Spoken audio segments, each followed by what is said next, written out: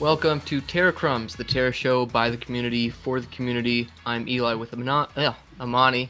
But before we get started, Terra Crumbs is not financial advice. Nothing we say is an inducement to make a particular investment or follow a particular strategy. Do your own research and consult with professionals. Today we have Mike from California, San Diego. San Diego. Man. So I feel like I'm getting teamed up on. We had two California guys, and then we have one, lone New Yorker just holding it down, working Is that really still hard. is it still considered New York where you live? This is real New York. New York City isn't real New York. Okay, this is the yeah.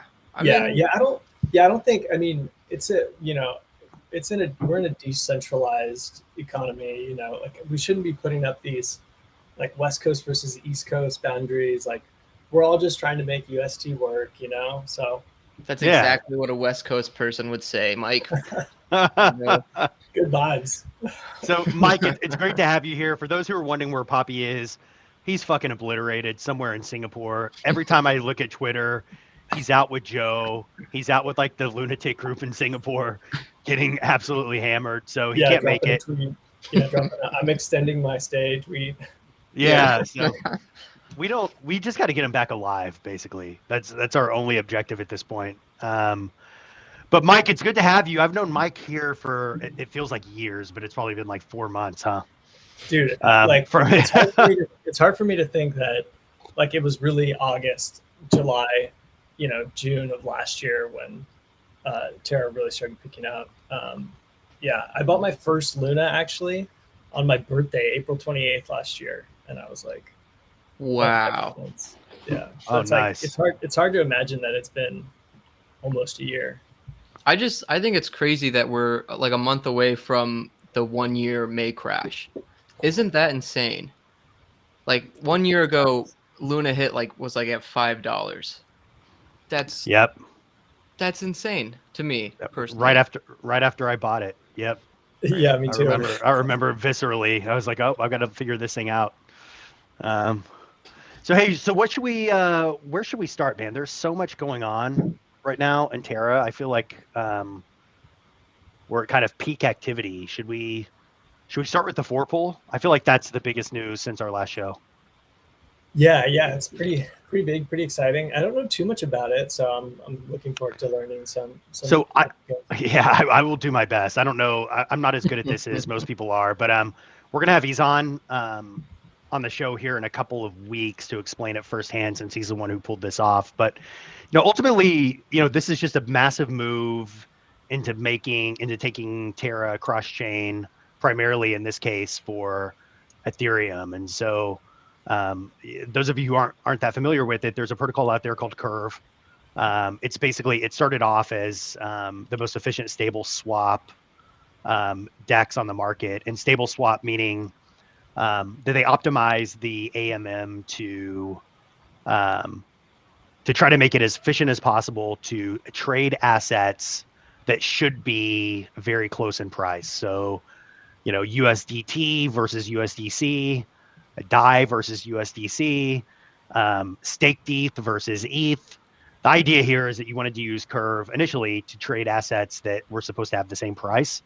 And by optimizing the formula to support those types of trades, they could make it more efficient than you would see on a Uniswap or a Sushi back in the day.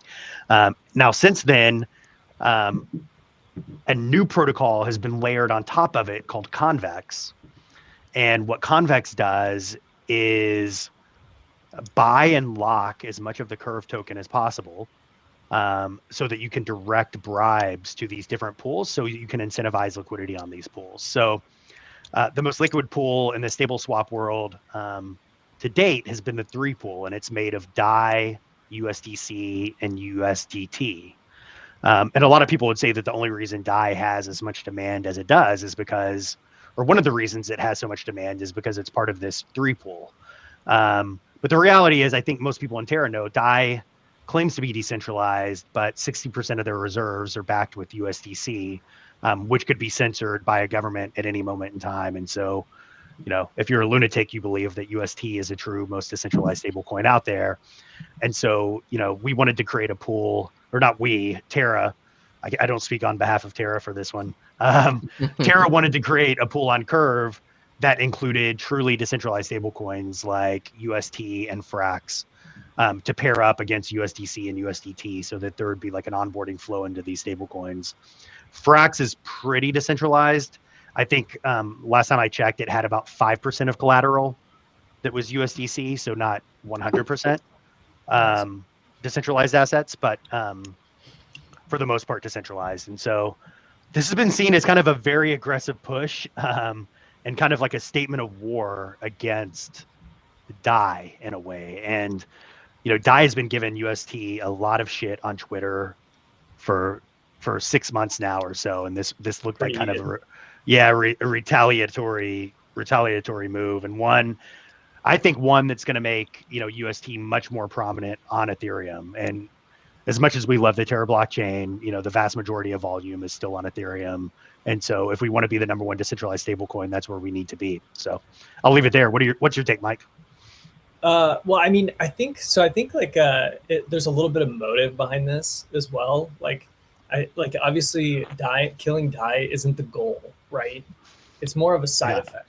Like the goal is like it's masterful chess in just adding a shit ton of UST liquidity, demand, and incentive to partake on like the biggest TVL chain in the space. So it's like collateral damage, in my opinion.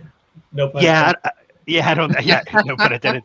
I don't think it's actually. I don't think that's definitely not the intention. But we need to take UST cross chain, and I do know from inside Terra that we have big ambitions for the amount of market cap of UST, both on Terra and off of Terra, and so this is a prime move to get it over to Ethereum. And there are some other things that are happening as well within this, like Frax is now going to be collateralized by UST. So, now instead of being competitive with Frax, we're kind of in partnership with them. If they grow, we grow. Is the Frax model growth similar to the DAI model? I don't want to. Frax is kind of a hybrid between Luna and DAI. So it is collateralized, but not 100% collateralized. Gotcha. Cool. I haven't done a massive transaction in a long time. Yeah. So, Frax is interesting. They're building a lot of stuff. They ship, like they're notorious for just shipping product. Mm-hmm. So they're a great team to be partnered with. And they have kind of like the same, philosophical bent as we do towards a more decentralized stablecoin, but they are backed by collateral. I think a lot of it is curve type collateral. I'm misspeaking though. It's frankly, Frax is still pretty early and it's hard to find a ton of content. Like there's not a lot of YouTube shows, or there's not a terabytes for Frax where you can go in and like quickly get up to speed. So you have to dig around and learn a lot. There was recently, someone shared a Notion site with a bunch of links to learn about Frax, and I can try to get that to Eli to put in the show notes. But that'd be cool. Yeah, it's exciting stuff. And then, I guess while we're on the topic of cross chain, just yesterday the news broke that Terra LFG is going to be adding Avalanche to its reserves, which is just another massive move towards taking USD cross chain. And we will even be able, if you're an Avalanche user, you will even be able to mint and redeem UST on Avalanche natively. You don't have to come back over to Terra. Yeah, it's pretty wild. The whole mechanism design seems really cool. And to be honest, like I think this is a pretty awesome move. I didn't really know what Avalanche subnets were. I was kind of dabbling in DeFi kingdoms, and that was based on Harmony. But then they recently did this whole migration from the Harmony chain to an Avalanche subnet, basically DeFi Kingdom's chain itself. And the experience was like really good. Like it's like super fast transactions, like super easy. It's like lives right in MetaMask. So you just kind of like switch the chain that you're targeting. And so I was impressed by subnets. I was like, this is pretty cool. So you use the DeFi, what is it? Like I think they're calling it like the DFK chain or something like that. Exactly. Yeah. I need to get over there because I think there's an airdrop waiting on me. Did you get an airdrop? Like the crystal token? Unfortunately, mine was really tiny. Okay. It's basically like whatever, like I put a little bit of capital over there just to see, like, play around and have fun with. So nothing substantial, but it's pretty much, there's not a lot to do over. It's called Crystal Vale. There's not a lot to do over there. It's basically just farming and staking. So I think they have a lot of ambition.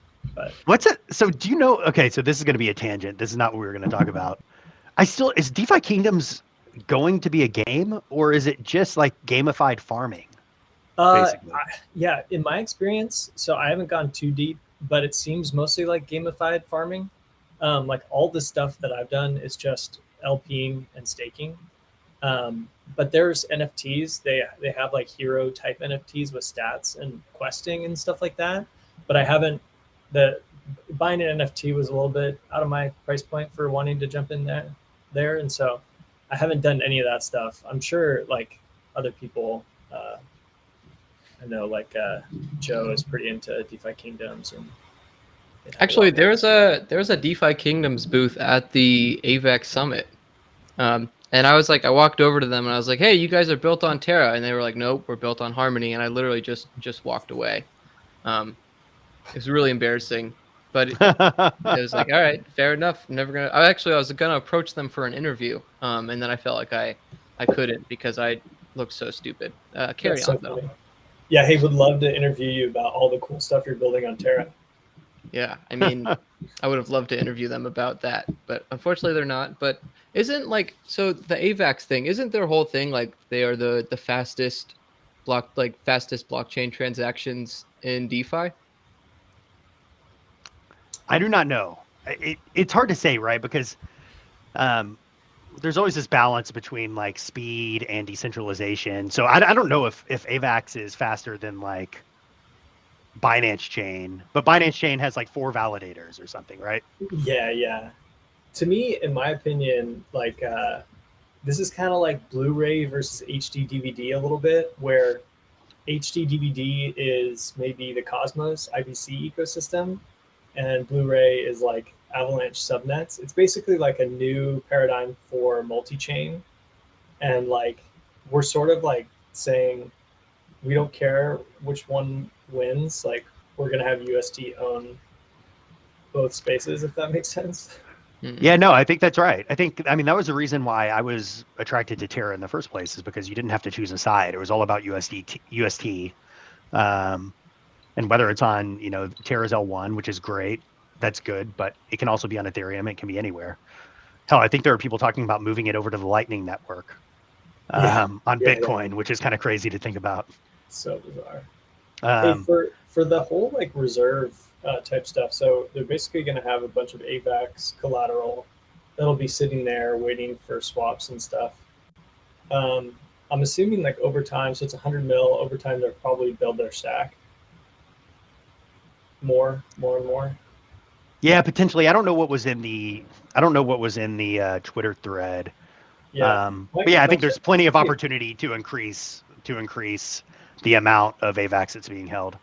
Yeah. My thought, or my wonder is like, is all that capital just going to be sitting in a pool and like there for the swap mechanism, or is there going to be like a percentage of that that's sitting there for the swap mechanism? And then I don't know, I have to think like they're not just going to have 10 billion in Bitcoin just like sitting there doing nothing in a pool, just waiting for UST to depeg.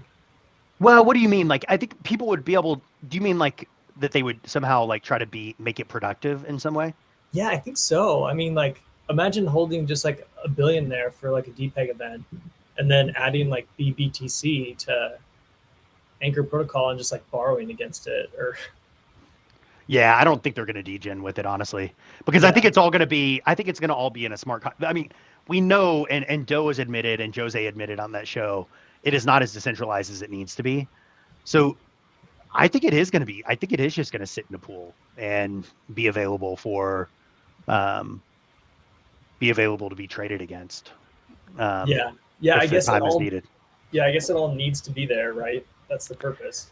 Yeah, the hard part is just finding a way to bridge it over and to make it as decentralized as possible, right? Because it's like the conversations that have been had, and again, this isn't anything I'm hearing inside Terra. These are things I heard from Jose, who is part of LFG. Is just, there are ways to do it more trustlessly, like Thorchain, or I think Axelar is the other bridge. Yeah. But those are not yet at a state of maturity that you would drop $10 billion of an asset into them. You know what I mean? Like Thorchain's had challenges. It's come back, and I hope it does really well, but it's not ready to store Bitcoin reserves. So I think it will be kind of like an idle asset, though. I don't think that they're going to go like degen with it. Same with Avalanche. I mean, you could argue that you could stake the AVAX, but the whole point is for it to be there in an emergency. And if it was stuck in some kind of staking and needed an unstaking period, then it would defeat the purpose of being, a reserve, right? Because it wouldn't be able to be used in a hurry. Yeah. That's a good point. I agree. It's sort of like it's there to de-risk the system and like deleverage it in a sense. You wouldn't want it. It needs to be available. You wouldn't want, like, when the time comes that you really need it, you wouldn't want to be like trying to pay down an anchor loan and the like removing your collateral. Yeah, no, it's so hard because like we're all used to like an idle asset. Like I just refuse to even hold a token if I can't do anything with it anymore. You know what I mean? Like if I'm holding a token and I can't farm it or stake it or get some kind of reserve, I'm gonna get impatient and I'm just gonna sell it and move to something that is productive. Yeah. Especially. Oh, go ahead. Oh, I was gonna say it's such a counterintuitive thing, but like you really want to be in token accumulation mode. Like if you're bullish and you're like you believe in a project long term, like it's so hard to just go into like greed mode and like how much of this can I actually get? Yeah. Like I was back in July and I'm going through all my tax transactions and I was only doing stuff on Mir in like July and like early August and June when Terra was like $5. Luna was like $5, Yeah. Sitting there looking at my transaction history like, wow, you're an idiot. There's so much you could have done differently. Going back and reconciling those tax transactions is so painful. I took so many more L's than I remember. Like I remember all of my W's. I remember my big W's like they're etched into my memory. I have so many tiny L's that offset those big W's that it's embarrassing. And then there's some where you're like looking at your transactions and you like just nonsensical transactions happening at like 2 a.m. You're like, I was basically just drunk with my ledger, just like moving things around, making terrible decisions. So I don't know if like if someone could like invent like a breathalyzer that you attach to your ledger or something like that. That's great. It unlocks. You gotta be sober to use it. Yeah. Or the NFTs. Like all of my bad NFT decisions were like after midnight. Clearly had some wine or some vodka or something. Yeah. Oh, this punk is gonna be worth so much, and I'm gonna drop 100 Luna on this for sure. Yeah. Like say it's worth 2. But anyway, yeah. So lots of good stuff. I think we covered Forpool, we covered Avalanche. What do you guys think about? Did you guys both watch this Bankless debate with Jose and Jordy on Bankless? I watched like the first 10 minutes of it. We're in the same boat. Yeah, I just didn't feel like there was. I don't know. Like I feel okay. Here's my thing. Like, is there really that much of a debate against Terra? Well, so here's what my take on it. There have been varying responses. My take is, yeah, there is, right? Like, I mean, look, the reality is we're building one of the most important pieces of DeFi infrastructure that could ever exist, right? A stable coin that can't be censored, a stable coin that can't be confiscated. And it's a big project, but it's a risky project, right? And I think the person who was debating Jose on there brought up some good questions about the riskiness of it and how inevitable it is. And I thought Jose did a good job of just like kind of acknowledging what the risks were instead of pretending that they don't exist, like you see a lot of people on Twitter do. What And I did thought you it was a think? really, really, really good debate. And a lot of people kind of shit all over those guys, but I thought they did good. They were skeptical. That was the whole point. They're What did basically you ETH think? maxis. What did you think was the best? What do you think was the best argument against Terra that he brought up? Well, so the arguments that he brought up weren't like Terra is bad or Luna is bad or UST is bad. His Mhm. whole take was there's still a lot of there's still a lot of work to be done between where we are today and to this being 100% solid and riskless, right? Like there's still there's a path, right? Where a lot of things could go wrong. I think the big difference, honestly, the big difference between, and he didn't bring up a bunch of bad straw man arguments. He didn't bring up like just kind of nonsense FUD. He brought up things that were real. He's a smart guy. He did his research. He understands Luna clearly. But he brought up, like what happens. Nobody knows what happens when if the anchor rate has to go to 11, right? What happens to UST demand? That's a fair question to ask. Yeah, no, totally. We definitely would need some like research to look at the sort of like distribution of earned depositors and where those wallets are coming from, like who has the lion's share of earned deposits, and are they like people who are invested in the ecosystem, or are they kind of like parasites, because that could have the answer to that, the data behind that could have huge implications when the earn rate does go to 11%, but it's still pretty attractive. I still think it is too, right? Like, and I think ultimately what that debate came down to was just a different assessment of risk. So the bull case and the bear case for Terra that was put forth in that interview was both people agreed that there's risk. One person sees more risk than the other person sees, right? And so that's a reasonable disagreement to have. But then all of these kind of like people on Twitter come over and just act like, Jordy is an idiot and doesn't know what he's talking about, or that somehow the Bankless show was bullshit. Even Remy came out. I was kind of surprised to see it with some of that. And then he apologized later. And then I just think it was, I don't think lunatics are doing themselves any favor by being obnoxious to people who are trying to learn and understand the Luna ecosystem. It was like, we got to remind ourselves, like, it was less than a year ago. Shit, it was probably 9 months ago that Luna was like 25 on the coin market cap. It's just recently gotten to, number 3 or 4. A lot of people are new to this, right? And this is not an easy thing to wrap your head around. We forget because we've just been in it for a year, Yeah, it's a really good call out. I mean, I pulled up the coin market cap data just because I wanted to see the growth in UST alone. But like at this time last year, we were at 1.7 billion in market cap UST. Wow. So when we hit the peak in May was 2.1 billion, and the contraction, right, was we went from 2.1 to 1.9 billion. So it was like 200 million in contraction in UST caused Luna price to, fluctuate that much. We're at 16. We're like absolutely hockey sticked, We're 10x from there. We're essentially 10x from that. Exactly. Right? Exactly. And we've had no contraction in UST since then, which is beautiful. But like systems are like data over time, and so it'll be interesting if obviously we know what's going to happen if UST market cap keeps going up, which is pretty dope. But yeah, it's pretty good. Yeah. And I agree. And, obviously I'm bullish Terra. I wouldn't be working there, but my whole thing is, I think, now that we're going cross chain in a big way, and we're making big investments and putting Terra on Ethereum, on Avalanche, who knows what comes next, right? Yeah. Like, I feel like some of the lunatics who have been around a while need to calm down a little bit while other people get up to speed on who we are and what we do.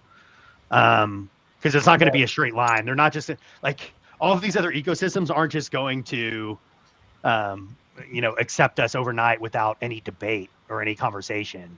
And so like getting shitty at people when they invited us on their podcast to when they let Jose have a platform to address the FUD, and give him plenty of time to do it and treat him respectfully while he does it. And I mean, he had an open forum to say and anything he wanted and to address every point that was made against Terra.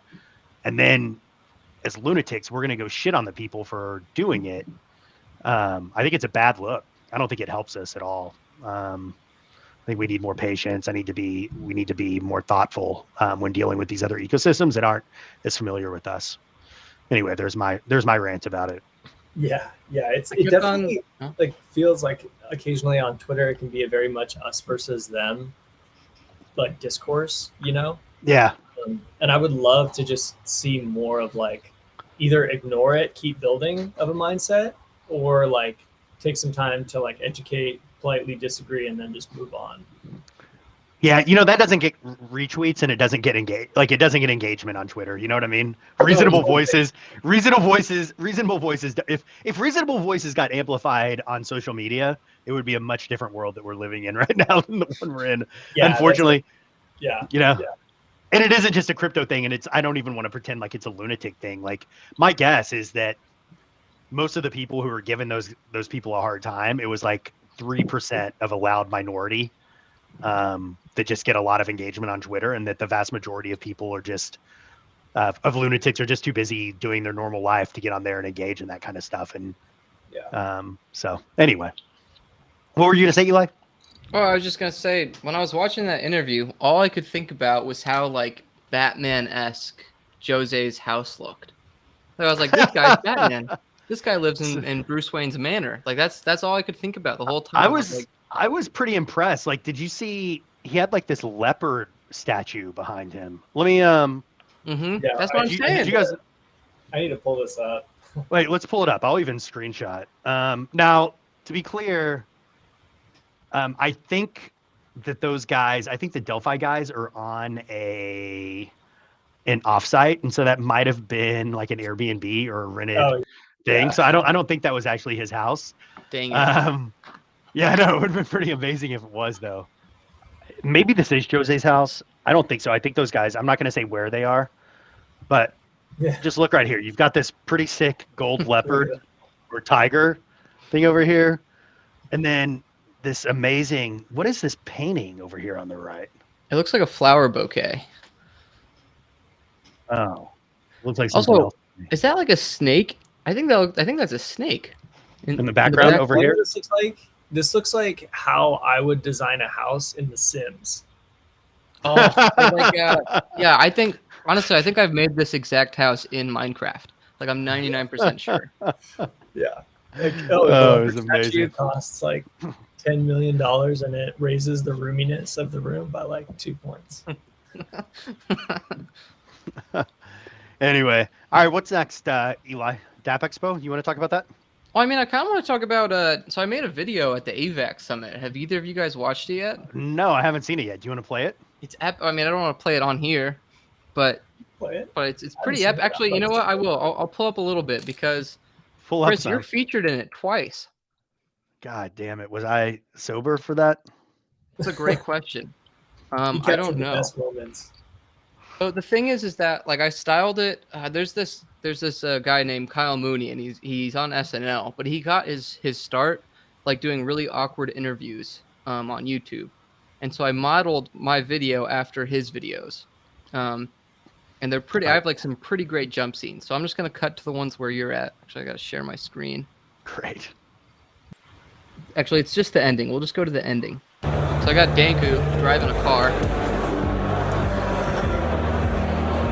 All right. I never got to get over to this. What game is this? There you are. Hey, check it out. This is my favorite part of the interview right here. Is that like Amani's theme music?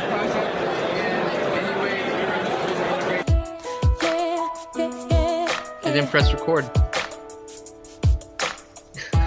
You look so dumb right now.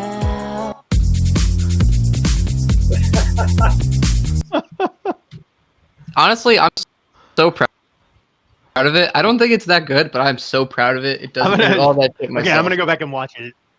Is it on Terra Money TV? It's on Terra Money TV. Yeah, I haven't seen it yet because I've been out sick this whole since the day I got back from Barcelona until about yesterday. But My True goal is to intern do facet. that at every single conference from here on out. But I'm gonna ask them much stupider questions, like who is Do Kwon? Who is this UST guy, and like how do I like get in contact with him? Stuff like that, and just like see how the interviews go. I'm interested to see how that works. very But nice.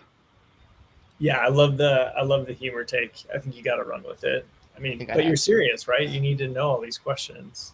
I do need to know Who all these is Do? questions. Who is Do Kwon? Who is UST, and like why do people keep talking about him? Like what did he do? Anyway, what else do we? Oh, the DAPP Expo. I'm gonna be there. Chris is gonna be there. Mike's gonna be there. That's pretty much all you need to know, right? That's all that matters, right? Yeah, I mean, it's shaping up to be a pretty big event. I think we're going to have some Terra Alpha releases there.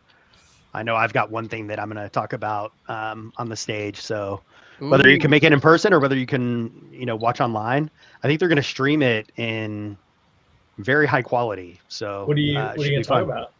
I can't say now. Oh, It's- okay. You know You'll what, have to Chris? show. You have to show up at the event or watch online. I'm sure whatever you do, it's gonna rock.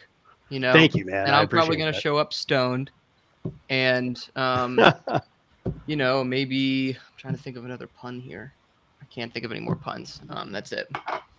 Have y'all been to Austin before? I'm sure you have. Lonnie, have you been to Austin? Yeah, I've been there quite a few times. Yeah, so I think Terra DAPP Expo will be good. I think there's going to be a couple thousand people there in Austin. There's going to be a TeFi Alpha. We haven't had a TeFi Alpha like this since New York. I know that there's a TeFi Alpha in Miami, but it just wasn't as large scale as this is going to be. I think this one will eclipse New York in terms of the number of people and the scale of it. So Yeah. if you're in Texas or you can make it to Texas, I would definitely fly out for that thing. It's going to be a lot of fun. Yeah, 100% go. It's going to be a blast. Like all the major protocols, right? I'm assuming a bunch of people that are launching are going to be there, and probably lots of goodies for those that attend as well. Oh yeah. Yeah. You know what? Lots It's of fun. crazy thinking about like another TeFi Alpha coming up. Is like all of the protocols that were at the New York City TeFi Alpha, and the ones that actually do have a product, and the ones that still don't have anything. I find that really interesting.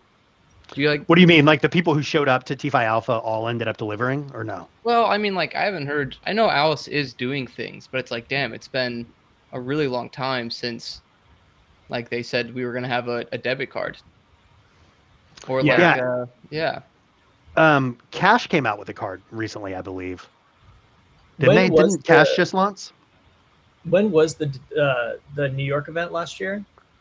I was trying to get timing. I can't remember. I think it was September because it was Masari mainnet. Yeah, Let me see. that's crazy. I mean, I feel there like weren't that many. There weren't that many protocols. Remember who like the big protocols who were speaking there were at the time. Like, let's just go back and think about this. I mean, it was It Terra. It was Star Terra. It was Orion Money. Haven't heard from Yeah. them in a while. Yeah. Angel Protocol was big there, and so they're still kicking and doing well. I'm trying to Orion think who Money, else. Orion Money has to be just absolutely filthy rich Because of that, their validator. because they're validator.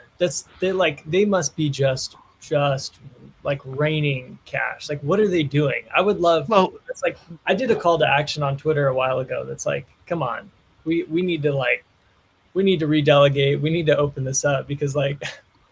why do they still have the whole thing was this? Remember back again, it was like I was about to say, remember back a couple of years ago. Remember back like 6 months ago when airdrops were like the biggest thing. Yeah, it was like airdrops were the biggest thing that could happen on Terra, right? All people cared about were their airdrops. Turns out all the airdrops were worth like $100. But Orion said if you stake to their validator, then they would airdrop people. I don't know if they ever ended up even airdropping people that staked on their validator or not. I will assume that they did, but it's now made them like the number 1 or number 2 largest validator in the ecosystem. What are they now? Yeah, it's pretty. And they have no incentive to build Orion Money as a project because they're probably just making so much money on that damn validator. Right. They can just kick back and they can just relax. They have no there's no incentive to build here. Yeah, so They are the number one. They are the number one validator. They have Yeah. 5% of staked Luna. I think I had a delegation with them for like a very long time. Shame on myself, but I got airdropped 3 tokens. So is that what you got? 3 tokens? And how much Yeah, is an so- Orion money token? Like $1? Even Actually, it's 30 cents.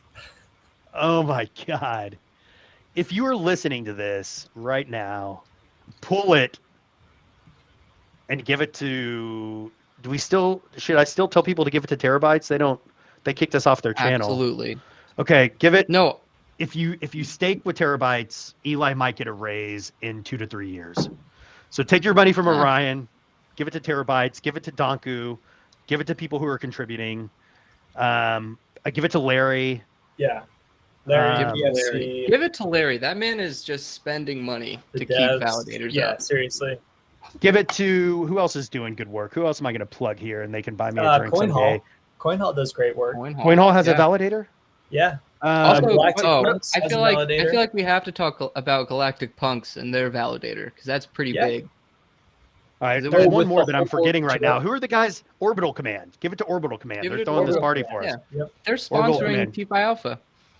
Yep. Yeah, no, I think So so. Yeah, I think, I mean, I don't know the whole story, but if you read the kind of like press release thing, it was like there's a key that was on the host that like when they reset the host itself, like they basically like restarted the computer or whatever, the key like went away. And so they basically couldn't, their validator was essentially like dead in the water. And I think some of the documentation was like not super clear on what you're supposed to do with that key when you like start off. And so part of this was like we screwed up. We launched a new validator. Please redelegate with our new validator. And also like we've now fixed the documentation to make it like really clear what you're supposed to do in this. Oh, yikes. So I can't say anything. I feel bad because we know 2 members of the Galactic Punk DAO, Karma and Jack, both came out to Avalanche and helped us work the booth. And then I guess they had a rough week when they got home, huh? Brutal. Yeah. Go to Barcelona. That's It's not funny. worth it. Yeah, Barcelona will take a couple of years off your life. Seriously. But you know, scary as like a validator with like so many people's trust and capital management. Oh like, yeah. Just taking on that burden. That's I mean, if you want to give, so that's a rough week for them. The week before that was pretty good because they launched staking, and I think they have like 70% of Galactic Punk staked. Did you stake your Galactic Punk? I did. Yeah. So that's pretty good. And so what's been going on? Like, have you been following this? Like, Terra NFTs have gone through the roof. So I bought a bunch of the OG NFTs. I've got a Luna Bull. I have 2 Terabots that I'm never going to make any money on. And I've got Galactic Punk. I don't even know what is the marketplace for NFTs for Terra anymore. Random Earth is not, no one's working on Random Earth anymore. Dude, there's so much fragmentation. It's insane. Like I think it was Jose or somebody called out the fact that we need like a site that just aggregates across. Like, almost a marketplace on top of a marketplace, right? Or we need to just pay OpenSea to integrate Terra. Yes. Right? Like OpenSea just integrated Solana. Yeah. Yeah, so maybe we can get them to do Terra. Yeah. But yeah, you're right. That's like where the capital lives, you know? And yeah, from an NFT perspective, like, so what is the floor? What are the collections that have blown up lately? Galactic Punks. Yeah. Punks went from like, I don't know, I would say like 19 Luna floor to like 40 or 50. But where do you even see that? Dang. Like, is there which site would you use? I checked Random Earth. There's a cool who's got somebody, I think there might be like an NFT tracker on Twitter, some guy that posts like a spreadsheet with all the week over week changes on floor prices and stuff. Let me see if I can. Oh man, yeah, you're right. Like do you guys ever use One Planet? I've never used One Planet.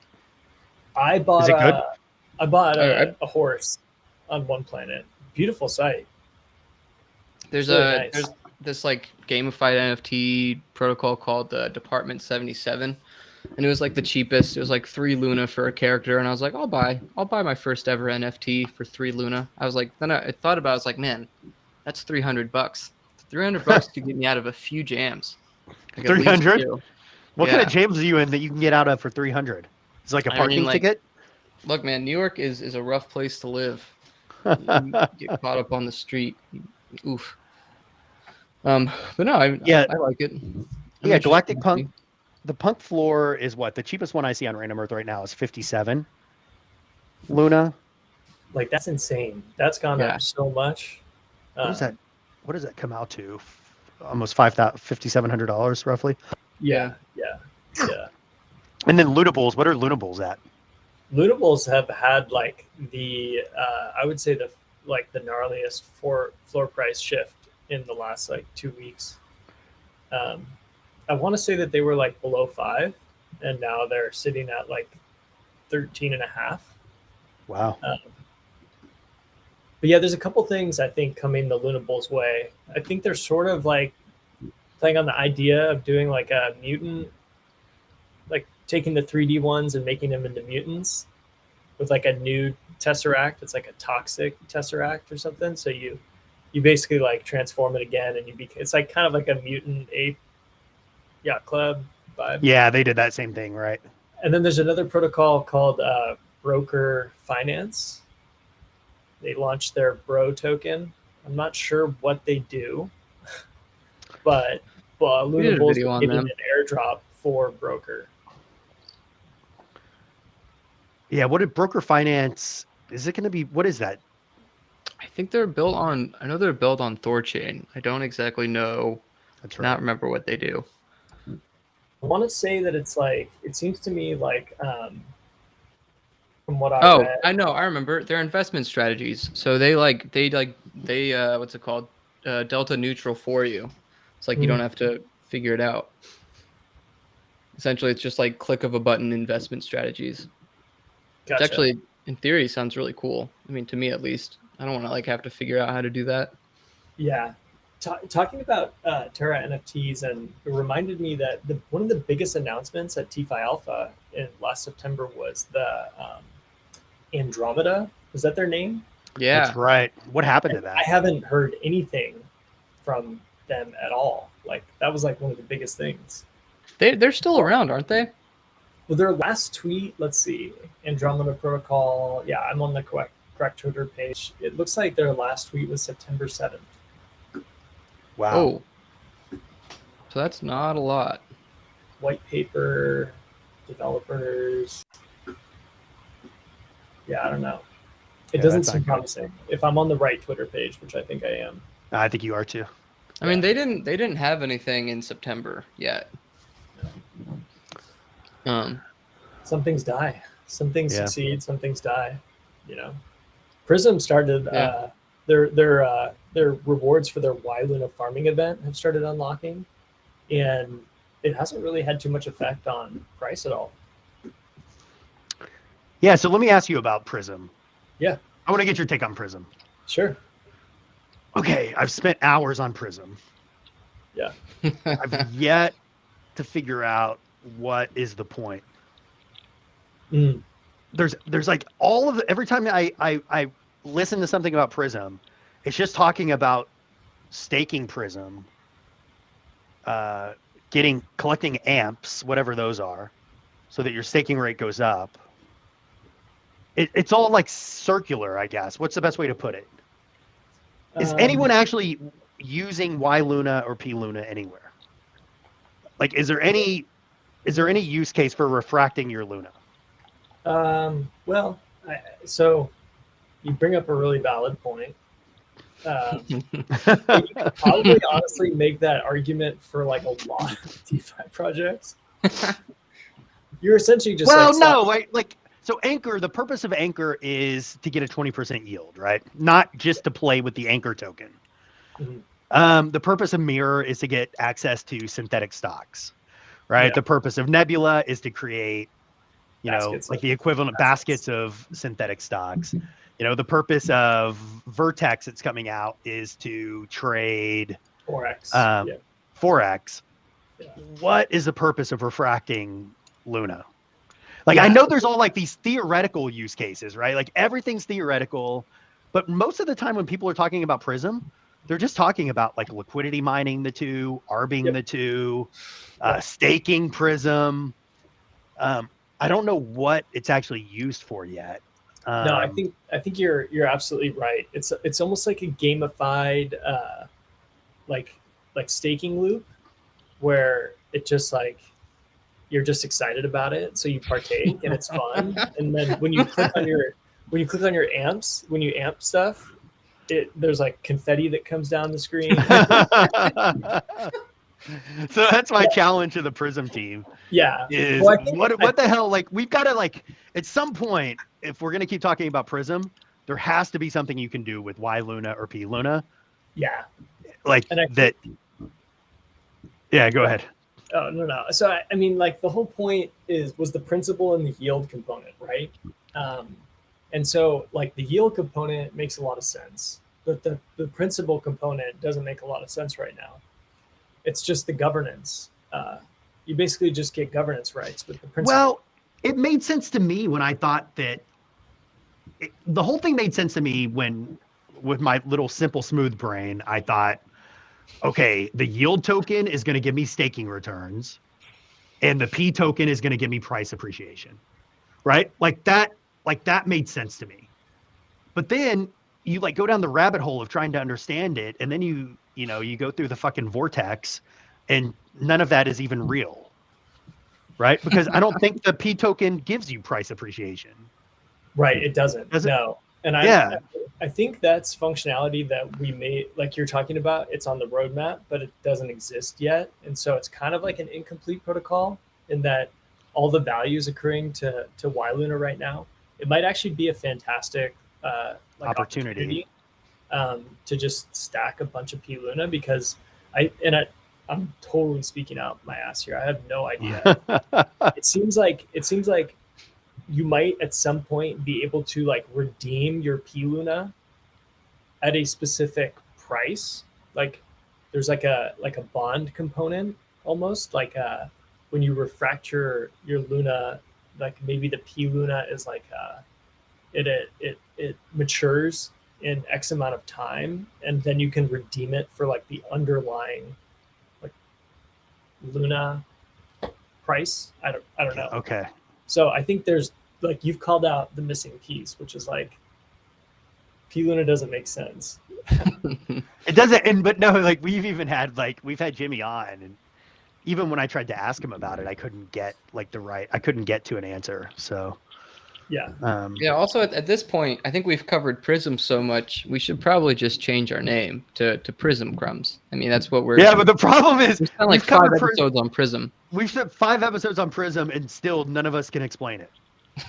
Yeah. You know what I mean? Like that's why I went on Twitter. I always say it's just like a psyop to make me feel stupid. So yeah, no, we can't talk about it. I'm not talking about it anymore until P Luna has a use case. When P Luna has a use case, we'll talk about it again. I agree. I like that. I'm still going to keep amping though, because I love that confetti. See, I haven't even done that yet. I'm doing all this stuff. Every time I think I've got Prism figured out, they introduce a new loop that I don't understand. So yeah, so there's something that I've been like searching for. I don't know if you guys know of anything in the ecosystem, but I feel like gone are the days when I can actually track what's actually happening from a protocol launch standpoint. And I guess I'm specifically talking about like smaller cap projects. Like I think we're starting to get into the world where we have small cap, mid cap, and like large cap protocols. And to me, like there's probably a wealth of opportunity in the small cap world, but there's no like Terra small cap analyst, you know? Yeah, it's hard to keep track of it. I mean, if you could go look, so the quickest way, do you guys ever use DeFi Llama?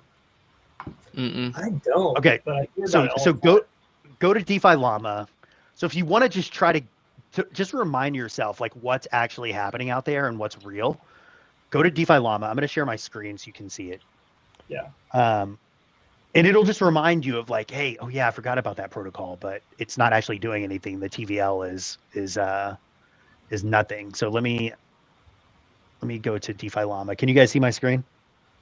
Okay, so DeFi Llama is a great website for this because you go to DeFi Llama and then you go to your TVL rankings and you click on Terra and you get a good look into what the different protocols are and their stack ranking in terms of TVL. And so like Michael, you could come down here and try to remind yourself of some of the lower cap protocols that you might want to go take a look into, right? Yeah, absolutely. White Whale is probably definitely on there. White Whale's on here. It's only 33 million of TVL right now. Yeah, so that's small cap. Well, I guess maybe we should define it on this show. What is small cap? I don't know. Let's say under 100 million. Under 100 million. Mid cap is under $1 billion, and large cap is over $1 billion. So we only have 3 large caps: Anchor, Lido, and Astroport. Yeah. You could even say large. You could say large cap is maybe over 500 million. So then you have 5. You add in Stater and Mirror. Yeah. The market cap of Mars is one of the most surprising to me. You think so? Because you think it's too low or too high? Well, it's 750. It's the same market cap as Anchor. No, Anchor's at 15 billion. Well, 15 billion TVL, but market cap is token price times. Oh wait. Hey, I kind of have to dip in like 5 minutes. Yeah, I think we've got plenty though. Should we wrap it here? Yeah, let's wrap it.